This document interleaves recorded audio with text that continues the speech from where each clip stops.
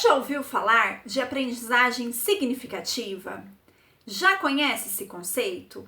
Olá, eu sou a Magna Tânia e hoje nós vamos conversar um pouquinho o que é aprendizagem significativa, como eu posso utilizá-la na prática e a partir de exemplos. Primeiramente, eu gostaria de lembrar que a teoria da aprendizagem significativa, ela surgiu em 1963 com a publicação do psicólogo e pedagogo norte-americano David Ausubel, e a partir daí ela se propagou, para diversos países, chegando ao Brasil nas décadas posteriores, com publicações, por exemplo, de professores como Marco Antônio Moreira, Rosália Ribeiro, dentre outros, tá? E aí influenciando então as ideias dentro da educação escolar, tá? Inclusive, até hoje nós temos a presença da aprendizagem significativa na base comum curricular. Mas é interessante observar que ainda esses conceitos não são muito claros ou então especificados quando se trata de criança, tá? Por quê? Porque quando a gente fala de primeira infância, a gente fala de uma série de elementos que precisam ser considerados em torno do desenvolvimento infantil de um ser que está em formação ainda, né? Então vamos lá falar um pouquinho sobre o que é aprendizagem significativa, segundo David Ausubel. A aprendizagem significativa, ela pressupõe considerar os conhecimentos prévios, tá? Os conhecimentos que a pessoa já tem. E a partir desses conhecimentos, ensinar novos, tá? Estabelecendo uma relação entre sentido e significado, tá? Então, é esse valor que se dá para aquilo que a pessoa, que a criança já sabe, e partindo daí, ensinar e ampliar esse conhecimento, tá? Um segundo aspecto da aprendizagem significativa é que ela estimula a participação da criança, do adolescente em todo o processo, tá? E nessa forma de manifestação, ela já se opõe claramente à aprendizagem tradicional, né? A aprendizagem mecânica, que a gente conhece muito bem. A aprendizagem mecânica tinha, dentre os pressupostos, valorizar apenas o decorar, por exemplo, né? Então, a gente se lembra de fatos em que a gente decorava o questionário, um ponto específico, para a prova, e a gente tirava uma boa nota na prova, tirava o 10 na prova, mas depois de 2 semanas, um mês, a gente não sabia, e a gente não sabe, né, do que se trata. Parece que a gente nunca viu aquilo na vida, nunca estudou aquilo na vida. O que acontece com esse tipo de aprendizagem mecânica? Acontece que é algo pontual, só ali, né? E depois aquilo não faz parte de você. É algo que fica apenas no âmbito de fora, né? E não faz parte de você. A aprendizagem significativa, ela busca e ela defende justamente o oposto. Ela busca uma relação de proximidade e de internalização do conhecimento, de algo que é interno, que faz parte de você e que vai servir como base para aprendizagens futuras, como âncoras, né? Para todos os conhecimentos que virão depois, na série seguinte, seja aprendizados escolares, seja aprendizados pessoais, tá? Para que você possa ter lá já essas âncoras para se apoiar, e isso facilita com certeza o aprendizado, tá? Bom, vamos continuar. Um terceiro aspecto da aprendizagem significativa é que ela valoriza muito a curiosidade, né? Ela valoriza muito esse desejo de investigação e tal, e que é tão típico e que é uma habilidade natural da criança, né? Então, valoriza a curiosidade da criança, parte dessa curiosidade e a partir dali vai agregando novos conhecimentos, vai ampliando, tá? Até onde a criança quiser acompanhar, tá bom? Além dessa questão do considerar a curiosidade como ponto de partida, né? Ela também defende a questão do despertar o interesse. Por quê? Porque muitas vezes acontece que a criança precisa aprender um determinado conteúdo, né, em um determinado tempo, porque esse conteúdo vai servir de base para posteriores. Por exemplo, uma criança na faixa de 4 anos, 5 anos aí, que não gosta de leituras de histórias, que não gosta de livrinhos, né? E a gente sabe que essas leituras serão fundamentais para proporcionar a base de habilidades de domínio da linguagem oral, né? Que será fundamental quando for iniciado o processo de alfabetização. Além da questão do repertório, né? Da bagagem cultural que essa criança carrega e tal. Então, o que nós podemos fazer? Nós podemos se utilizar de ferramentas da aprendizagem significativa para despertar o interesse. Percebe, gente, que é o caminho oposto, né? De um lado eu tenho o partir da curiosidade da criança e daí ampliar. De outro lado, eu tenho o inverso. Eu vou despertar o interesse e chegar até lá. E como que eu vou fazer isso?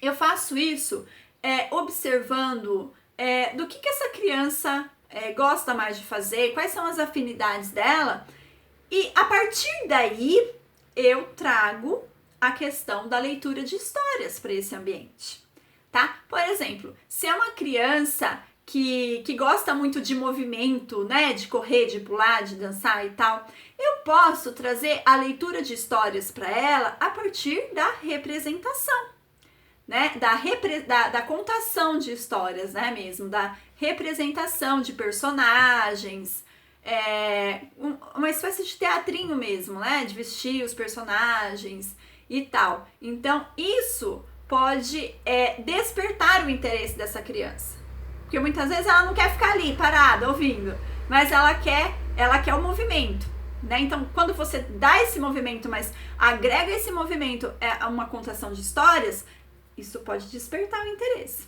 tá? Isso são sementinhas que a gente vai plantando todo dia e que a médio prazo vai despertando o interesse na criança, tá? E outro pressuposto aí, né, é justamente o conjunto de tudo isso, tá? O conjunto de tudo isso, essa sinfonia vai fazer com que a gente obtenha resultados.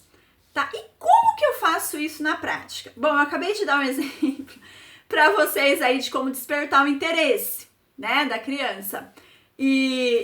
Agora eu vou falar um pouquinho de como a gente pode fazer, né, de bases aí que a gente pode seguir para despertar esse interesse, né? Primeiramente, gente, oferecendo e disponibilizando estímulos variados. Tá? Estímulos variados. A infância é o momento em que a criança está descobrindo tudo, né? Ela está descobrindo o mundo, está descobrindo o ambiente em que ela vive, está se descobrindo enquanto indivíduo, né? Então, oferecer estímulos variados. Por exemplo, desde disponibilizar livrinhos de materiais diversos. Hoje em dia, a gente tem tantas opções, né? De materiais diversos. Você oferece músicas infantis, seja no ouvindo, seja o DVD, sabe? Você vai oferecendo, você disponibiliza papel, você disponibiliza tinta, lugar para essas crianças fazerem seus desenhos, materiais diversos, tá? Você proporciona o contato com a natureza, você proporciona momentos em que essa criança pode correr, pode brincar à vontade, pode subir, escalar, fazer... né? E observa, tá? Vai observando, tá? Vai observando como essa criança vai lidando com tudo isso, com os jogos, com os brinquedos e tal. Vai observando, tá? Com intenção, né? Com intencionalidade. Vai observando para ir percebendo, tá? Para ir percebendo quais são os canais de aprendizagem da sua criança, né? O que são canais de aprendizagem? São as formas pelas quais a sua criança aprende com mais facilidade. Por exemplo, algumas crianças são mais de movimento, de agitação, gostam de subir, de pular, né, de correr, enquanto outras são mais quietinhas, reflexivas, gostam de fazer mais desenho e tal. Isso não significa rótulos, tá, gente? Não confundam. Isso significa você observar o que dá satisfação pessoal para sua criança, o que ela gosta de fazer, tá? Quais são as preferências pessoais da sua criança? Aquilo que ela faz que você não precisa ficar mandando, que ela vai sozinha de maneira espontânea, vai e faz e não vê a hora passar, por exemplo, né? Então, essa criança, ela é mais tátil, tudo ela quer pegar, tudo ela quer sentir, né? Ou ela é mais auditiva, ou ela é mais atenta aos sons que estão em volta, tal, né? Observa esses canais de aprendizagem, tá? E também observa, além das preferências, quais são os interesses pessoais da sua criança, tá? Por exemplo, pelo que ela está se interessando agora, no momento? É animais? É dinossauro? São princesas? Né? Qual é o interesse da vez aí? E utiliza tudo isso, todo esse arcabouço, tá? Para facilitar a aprendizagem pontual da sua criança, tá? A aprendizagem significativa vai te dar ferramentas para que você possa se utilizar de todos esses aspectos de maneira personalizada para resolver alguma questão pontual que esteja acontecendo aí, seja de desafio, de dificuldade, tá bom? E resolver isso, tá? Eu vou dar um exemplo para vocês de um caso bem comum, né? Principalmente no que está acontecendo agora nesse período da pandemia, um pouquinho depois da pandemia, que é a questão da dificuldade de alfabetização, na prática, né? A gente tem um cenário bem clássico, né? Que é, por exemplo, uma criança que está com muita dificuldade, está travada ali em algum momento ali no seu processo de alfabetização, que está com dificuldade e muitas vezes, não quero generalizar, não estou generalizando, tá, gente? Mas muitas vezes nós temos uma escola que fica batendo na tecla de que os alunos todos precisam ser alfabetizados pelo mesmo método. Quando, na verdade, existem formas pelas quais a aprendizagem ocorre de maneira mais fluida, mais suave, né? E por outro lado, tem os pais, os familiares ou as pessoas que ficam com essas crianças em casa, que vão percebendo essa dificuldade, que vão vivenciando essa angústia junto, né? E o que eu observo ao longo de quase 15 anos de experiência aí, tanto a alfabetização como a educação infantil, é que se isso se prolonga muito, né?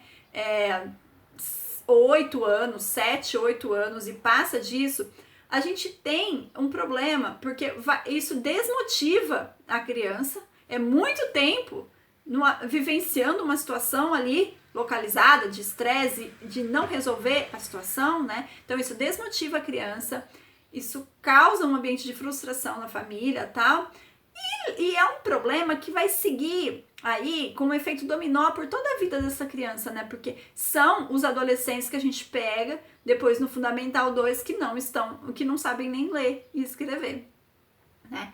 Então, gente, o que é importante? É importante que a gente entenda que nós, pessoas que ficam com as crianças em pelo menos um período do dia, precisamos assumir a nossa responsabilidade de auxiliar, de vir ao encontro para solucionar essas situações, tá? É importante que a gente assuma uma parceria com a escola, tá? Porque sim, a escola é a instituição específica para a alfabetização, para as aprendizagens escolares, mas nós não podemos nos eximir da nossa responsabilidade, tá? Porque quando o trabalho é feito em conjunto, a gente tem um resultado muito melhor, tá? No conjunto também, para todos. Tá bom? Então, gente, como a gente pode fazer isso? A gente, seguindo todos esses pressupostos que eu comentei com vocês, estímulos variados, observar interesses pessoais, preferências, interesses do momento, né? Os canais de aprendizagem e utilizar tudo isso mais as ferramentas da aprendizagem significativa.